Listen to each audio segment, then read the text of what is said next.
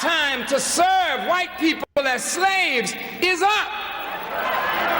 God didn't make you to be their servants forever. It was only to last for 400 years. The 400 years is up, and if you still got a servant mentality, you're out of time and you're going to suffer loss. What time is it? It's time for you to get up now and do something to help yourself.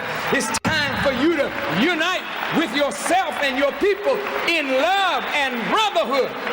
It's time to do that. It's time. Listen, to the white students, it's time for the mind of white supremacy to break up. It is time. You, as white students, need a new kind of teaching.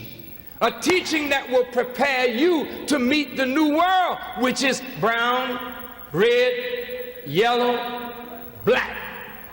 That new world coming in, you gotta meet with that world. And you can't meet with that world like your fathers met with that world, because they were asleep when your fathers met with them, but they're waking up today. So you gotta have a new kind of mind. You gotta be prepared.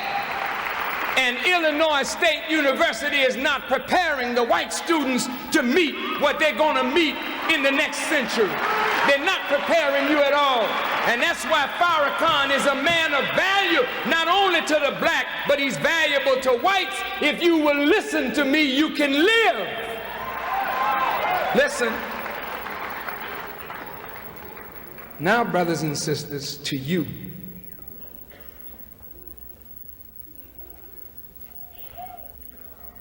Our black men are an endangered species. We have come to end racism once and for all.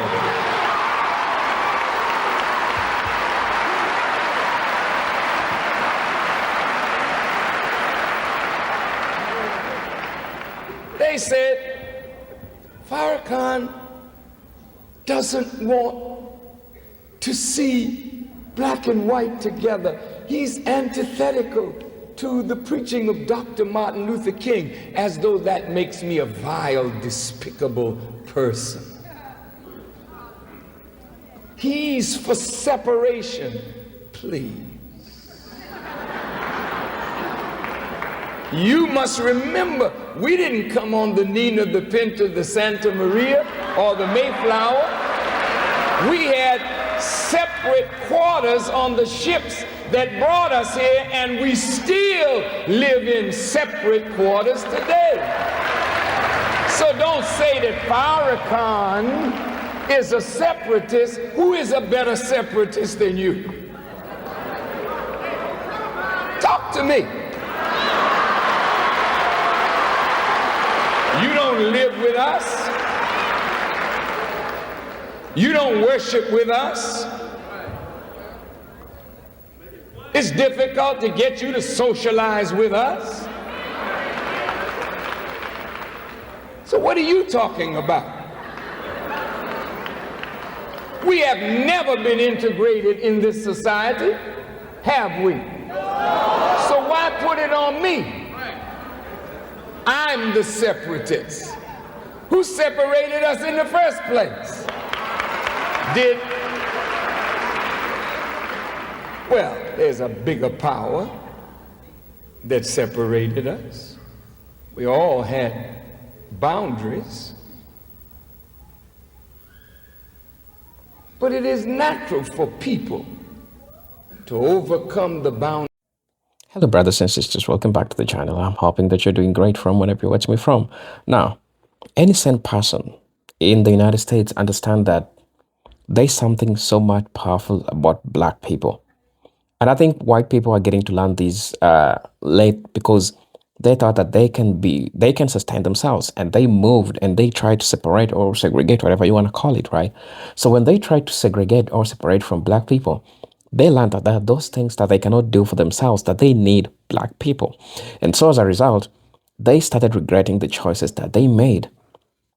So Mr. Louis Farrakhan, when he talks about separation, because in this video, you realize that he's trying to tell black people, he's trying to remind black people to always know that black people will only build when they have their own communities. Because history has proven and history has showed that white people are so much dependent on black service, on black power, on black talent, on black labor.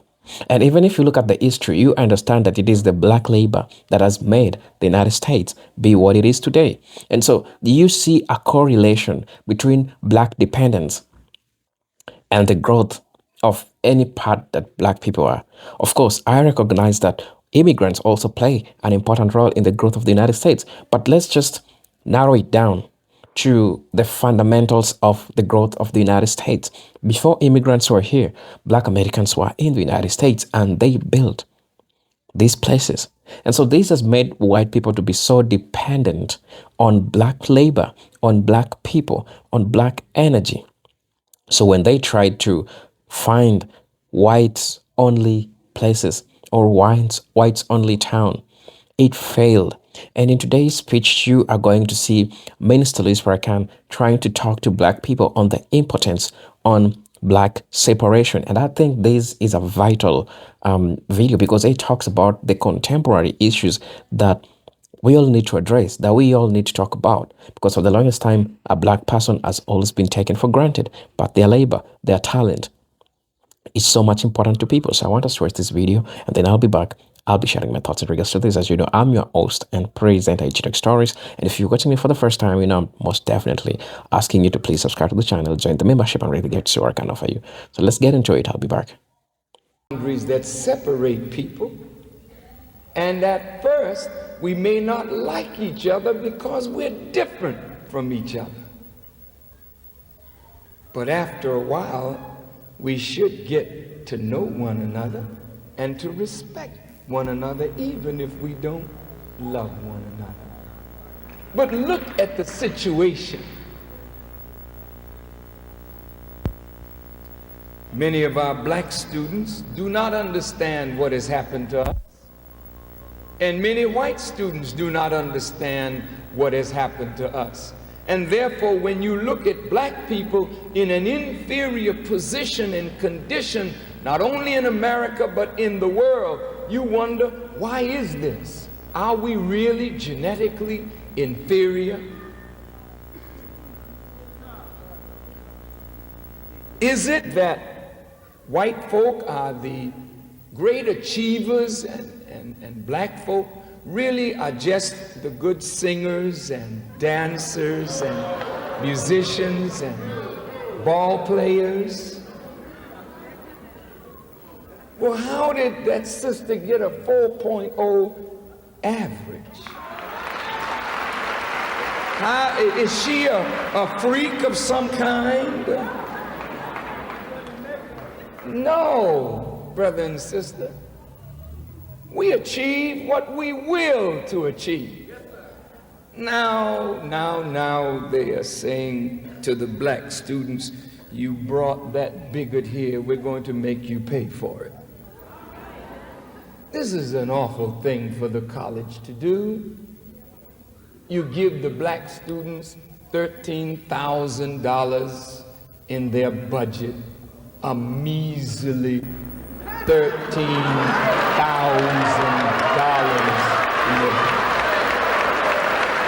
I want to talk about racism tonight, and bigotry tonight, and anti-Semitism tonight. I want to talk about a living, vile hatred tonight. $13,000 they give to the black students. And then they told the black students, since you all got together and raised $10,000 for Farrakhan's honorarium, we're going to cut you next year $3,000, so next year you'll only get $10,000. We'll teach you niggers a thing or two.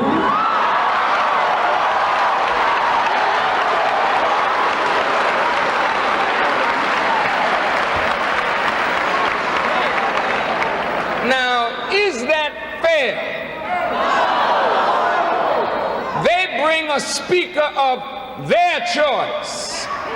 They pay funds to this institution, and their money is also in student activities fees, and you bring people that have no relevance to them and you pay them out of those same funds.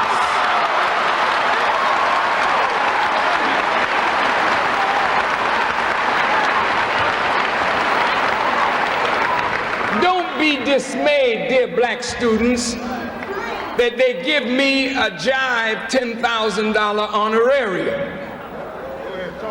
Don't be dismayed. Mr. Reagan gets $50,000 to do this.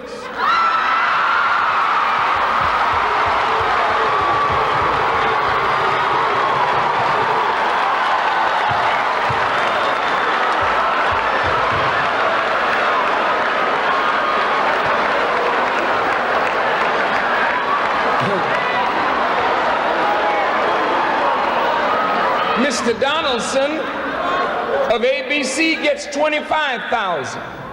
Fawn Hall, the young lady that only claim to fame is that she shredded documents, gets $15,000 per appearance.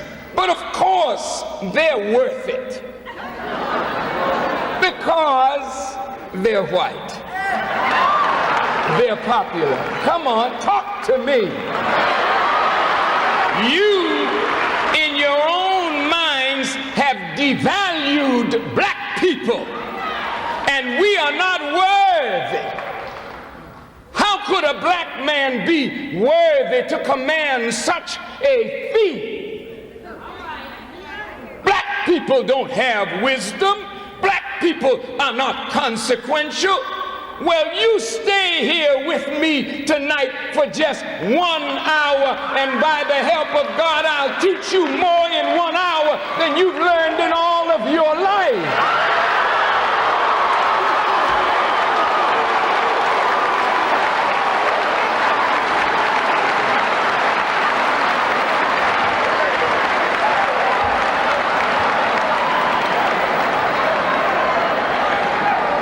And I'm not bragging.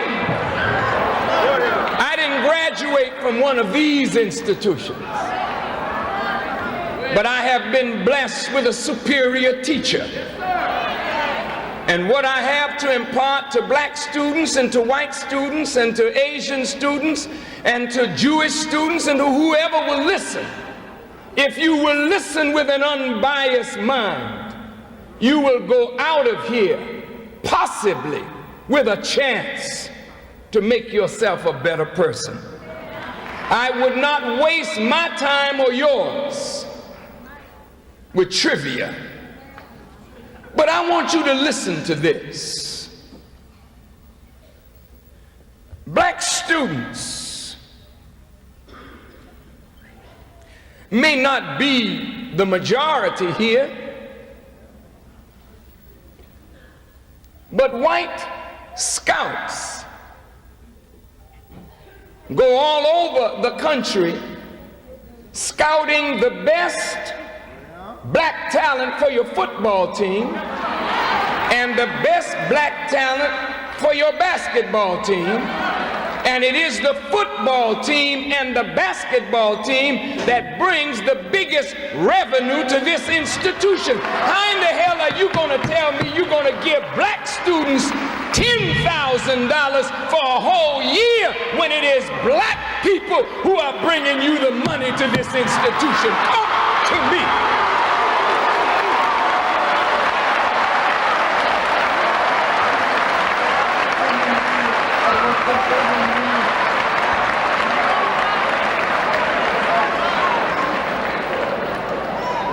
People pay money to see the Illini. The who? The Redbirds. With a whole lot of black birds on the Redbird team.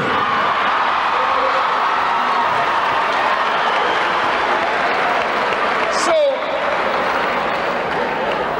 we're not asking for more than we should have, but what the black students should demand is their fair share And you should never punish them for bringing me here. You should reward them, because each person that came in here tonight paid money to come in here. They use their money to pay me, but you take this money back to Student Activities Fund. That's a damn shame.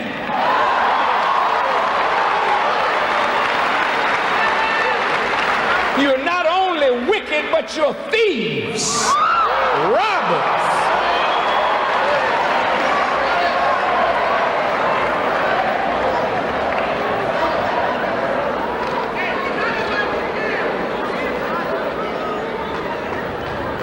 This is a people that don't have a voice. And every time they get a voice, that voice is stilled by the powers that be, because they fear a voice that they don't control, that black people are listening to. Today, every black leader that we have is being manipulated. So that today we have a beautiful mayor in New York, Mayor Dinkins, and a governor in Virginia, Governor Wilder, and a mayor in Seattle, and a new mayor in Cleveland, and a new mayor in Hartford, and we applaud. And when they write of these black men, they say, these are the new politicians. They are non-threatening. What does that mean? If I am threatening, for what? I don't shoot anybody. I haven't robbed anybody. I'm not planning to. But I'm threatening to those who have lied to you and deceived you, because Jesus said, you shall know the truth, and the truth shall set you free. So now, if the truth makes me threatening, and being courageous enough to tell it makes me threatening, what makes a black man non-threatening?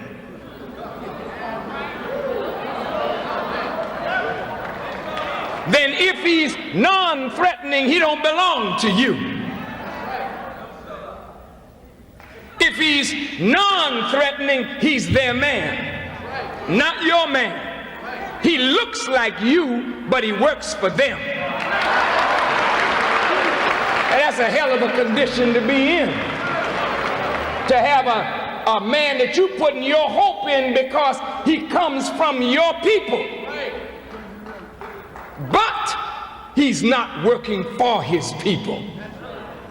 There is not an Italian here, not a Greek here, not a Polish person, a Jewish person, an Irish person here who would vote for an Irish, an Italian, or a Jew to go anywhere if they didn't represent Jewish or Italian or Irish interests. You know that to be the fact. Why should we then settle for non-threatening politicians who rule and guide for others and do not stand for us when we are the majority who have elected them?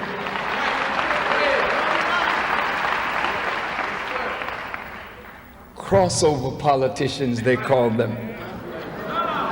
You know what a crossover politician is? A crossover politician is like a crossover singer of songs. You know how it is. We start in the ghetto, where we always start. And we start in those honky-tonk joints where we always start. Nobody hears us there but our own people. They pay 75 cents for a beer, $1 for a beer, and we sing, and the people go out and say, man, did you hear Gladys McKnight or Gladys Knight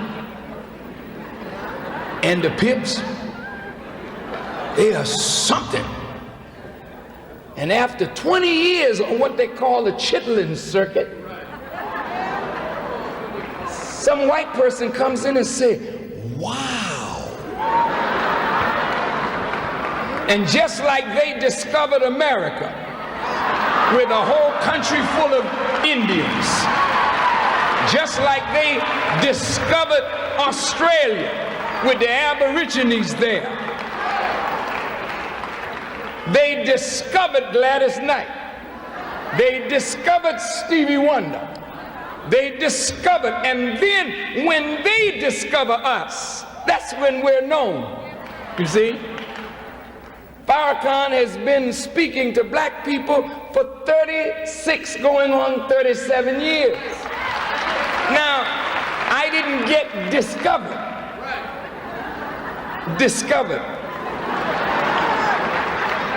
Until the great discoverer, the Christopher Columbus of black leadership, discovered me. I happened to be walking behind the Reverend Jackson, who had just a few years ago been discovered.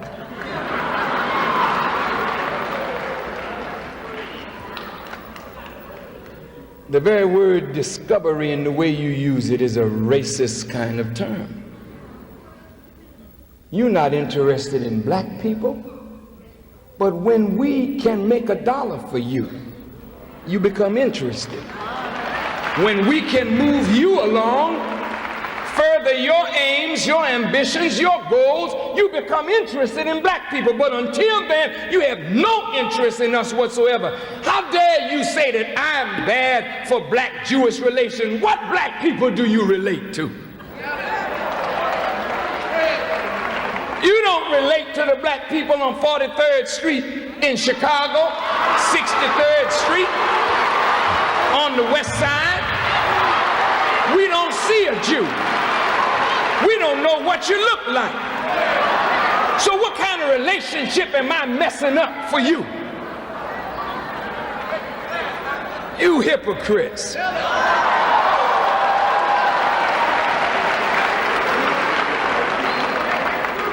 If you set up a black organization, somebody white knocking at the door, let me in. And if you don't let me in, you know, that's a racist group you're in.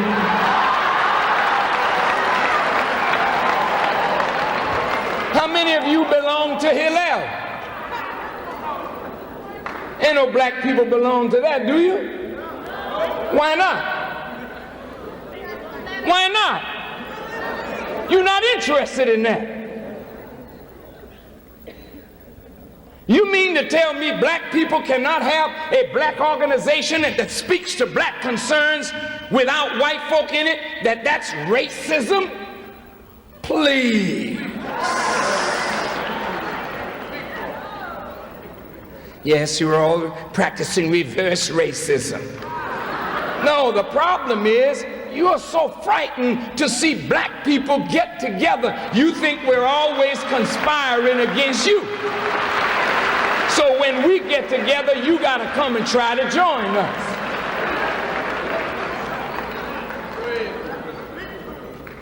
That's not my subject. I didn't come here to say that. But I just wanted to ventilate some of these things that are on my heart for these hypocrites that write in the newspaper about Farrakhan. You don't know me. You don't know me well enough. Some of you have never heard me, never had a chance to question me.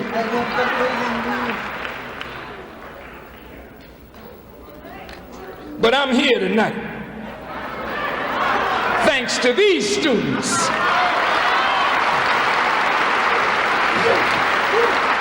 So I'm gonna hurry through our subject matter.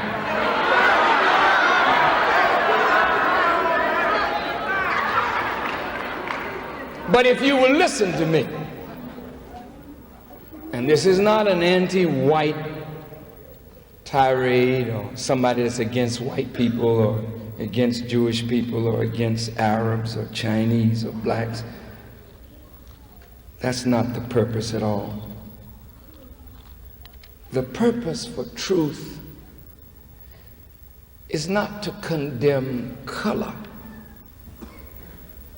but to condemn wrong. When wrong is condemned by the presence of truth, the wrongdoer in the light of truth has his or her actions or thoughts illuminated for them by the presence of truth. This is mercy from God because it allows us to correct our actions. If our actions go uncorrected, they bring in their wake consequences that may not be good for the actor. Great nations like this one have gone to ruin because people were hateful of truth. They despised that which corrected them. What makes one despise correction? It is arrogance. Arrogance is a state of mind that blinds us to truth. For we begin to feel that we are better than, bigger than, above criticism. How dare you tell me that I'm wrong? Do you know who I am? Truth, frankly, doesn't give a damn. Truth doesn't care who you are. Truth doesn't care what your position is. President is not above truth. Pope is not above truth. Prophet is not above truth. King is not above truth. Truth is the root of the universe. The universe may pass away, but the truth shall remain. So truth is what our lives are given to serve. It is truth that evolves us. It is truth that nurtures us. It is truth that makes us come into the path of God and makes us reflect the Creator. Truth. Falsehood created nothing. Falsehood can never be sustained. So you are at this university paying tens of thousands of dollars, your parents are, for you young students, white and black and Jew and Gentile, to get the truth that you may make a better life for yourself and a better world in which you and we can live. The problem is arrogance blinds us to truth. Look, there is no discipline that you are studying where the person who wrote the book has a knowledge of that discipline that is absolute. God didn't write the textbook. So if Freud wrote it, it has a lot to be desired. Socrates was brilliant, but he wasn't God. So if you read Socrates, if you read Plato, if you read Tillich, whoever you read, if you read Dewey, if you read Machiavelli, whoever you read, not God.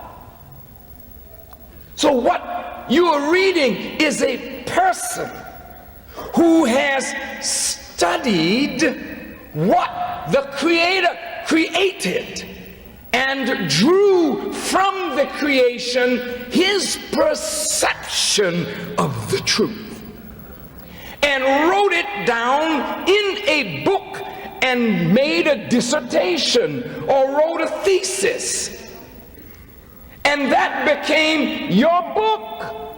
So you're studying from a student who has not yet perfected the discipline. So if you are not trained to stand on the shoulders of the great thinkers, to look beyond them, then you become enslaved to that which is imperfect, and you become non-functional in a world that needs your mind. Listen, students. Listen. You are born for this day, for this time. Your minds are equipped to go beyond a man that wrote 100 years ago, 25 years ago, even 10 years ago. You must never be enslaved to your teachers. You must honor and respect them, but stand on their shoulders and move more toward the absolute. Knowledge is not a stagnant thing. Knowledge is an ever-evolving thing as we move toward perfection. But once you stop the evolutionary process saying, I got it, that's when you lost it. Because what we know you could put on the head of a common pen and it would have much room left on that pen in comparison to what is in the universe for us yet to learn. The fact that we have a problem with garbage. Just think about that. Big problem. What are you going to do with your garbage? Oh, now, does that sound like trivia? Here's a barge going up and down the Atlantic Ocean filled with garbage, trying to find some place to dump it. Now, for 20 years, it's Earth Day. Isn't that wonderful? At last, after you all been in power all these years, you've learned now, oh my God, we better do something to protect the earth. The Native American could have told you that the day you met them.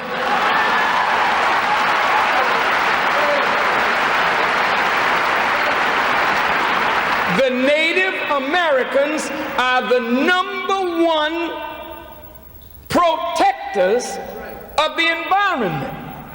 All their writings, all their speeches, all their old prophecies deal with environment.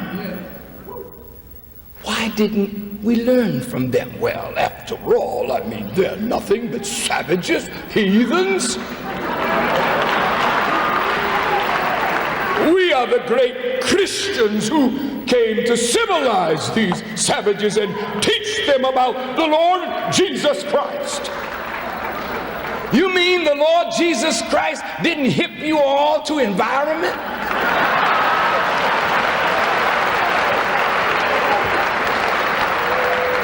You mean one who came to lead and guide us into all truth didn't tell you to protect the earth? But greed, you see, arrogance, cause you to pollute the earth, pollute the air, pollute the water. Now you have a problem with garbage. But of course, you're studying economics. Isn't that interesting? And the Creator has no problem with anything. He recycles everything. What a masterful economist. But of course, God, let's leave him out of this, because what does God know? You put your little cheap knowledge above the knowledge of the Creator. And that's why you're in the condition that you're in.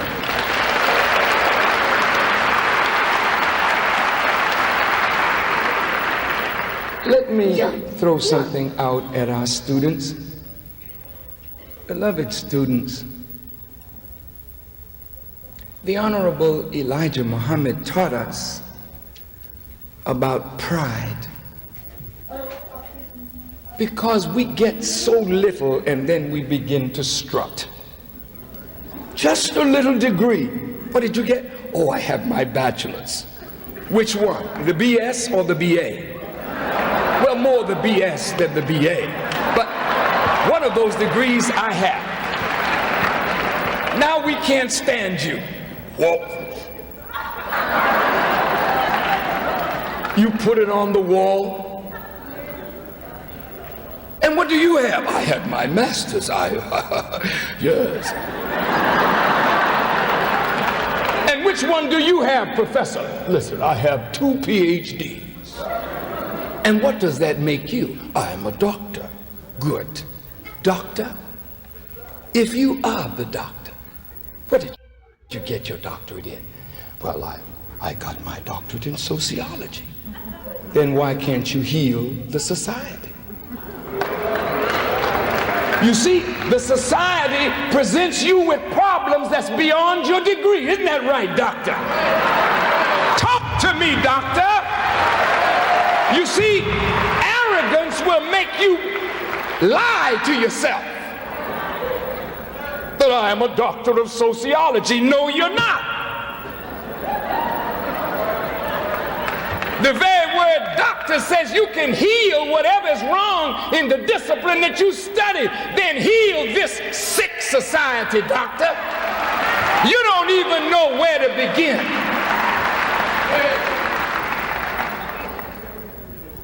I have my doctorate in economics.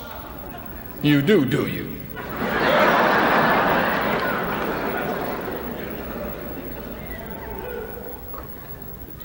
Well, I'm a real doctor. I'm a healer. I graduated from medical school. Oh, you did you?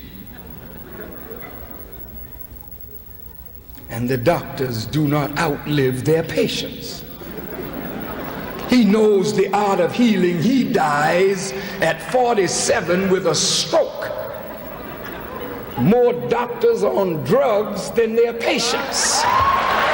But you're the doctor. I suggest that the doctor needs a doctor. And I respectfully suggest to you that what you call wisdom, God calls it foolishness. And what... Hello, brothers and sisters. Welcome back to the channel. I'm hoping that you're doing great from whatever you're watching me from. So, Minister Louis Farrakhan's speech on black separation, you know that it is so much embedded in an historical analysis of power, of survival, and repeated betrayal rather than in simple hostility towards others.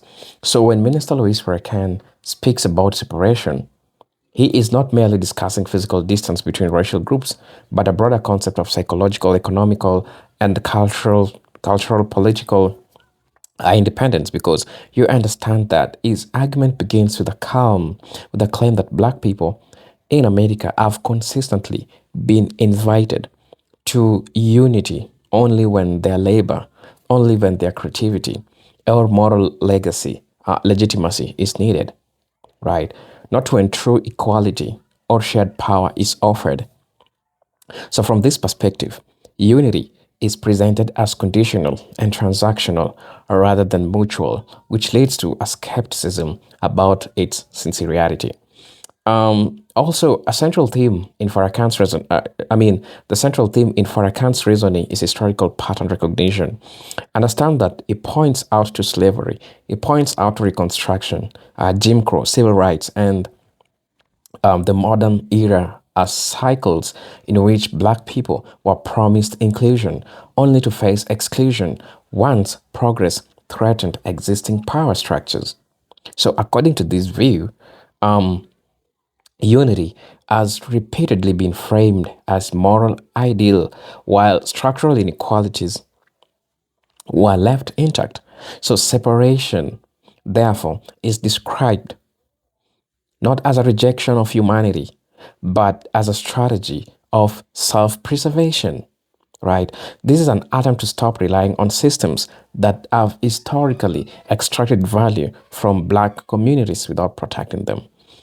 On the other hand, you understand that Minister Louis Farrakhan emphasizes on economic separation as foundation for dignity and stability.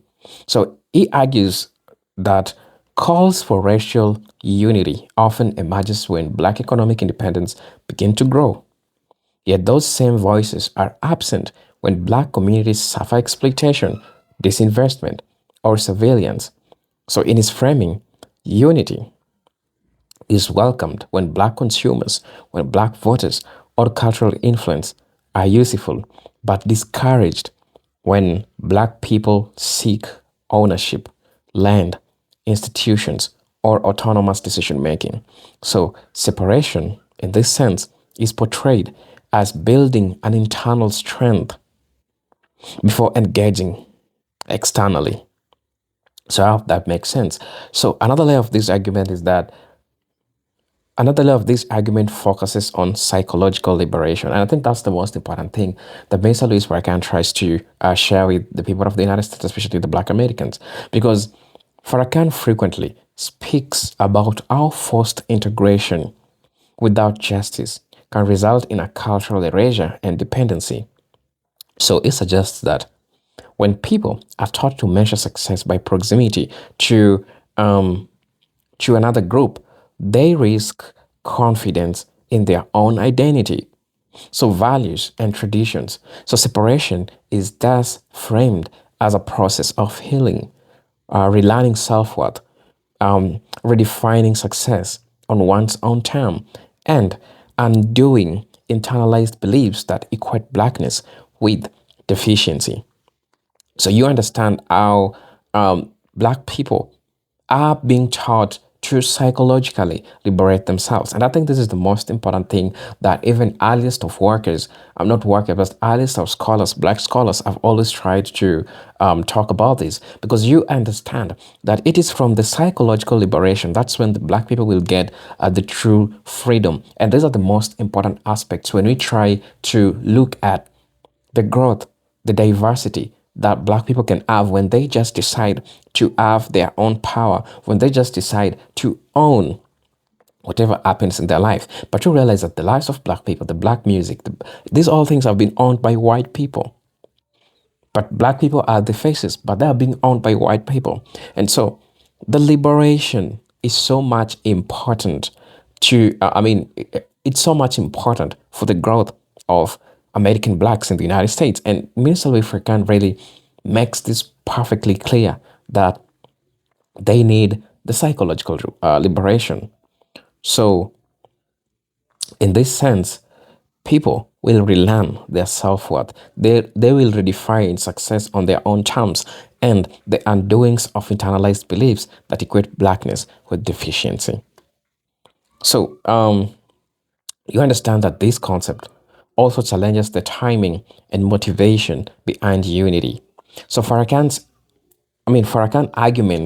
argues that calls for unity often intensifies during moments of social unrest, moral crisis, or political instability, or blackness participation to stabilize itself. So you understand that in this view, unity is not pursued as a long-term commitment to justice, but as a short-term solution to prevent disruption.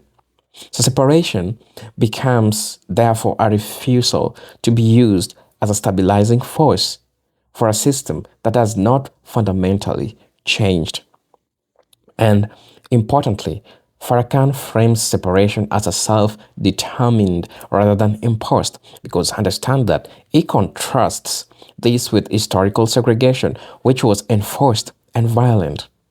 So, in its rhetoric, voluntary separation is about control over schools, over media, over economics, and community safety, not about hostility or exclusion.